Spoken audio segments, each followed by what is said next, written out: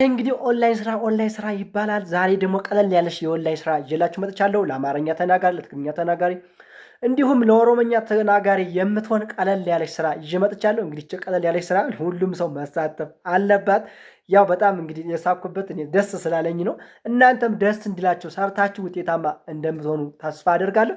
ስራው ምንድነው? እንግዲህ ከአይ ጋር ነው የምትሰሩ። እናንተ ስልካችሁ ነው ሪካርድ የሚያደርግ፣ እናንተ ድምፅ አያስፈልግም።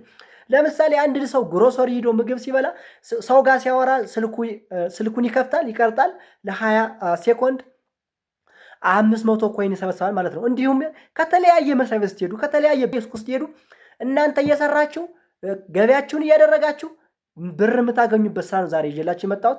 ለኦሮመኛ፣ ለትግርኛ፣ ለአማርኛ ቋንቋ ተናጋሪዎች የሚሆን በጣም ቆንጆ ስራ፣ ላልተማረ ሰው፣ የተማረ ሰው የማይል ሁሉም ባገኘው አጋጣሚ የሚሰራው ቀለል ያለ ስራ ይዤላችሁ መጥቻለሁ።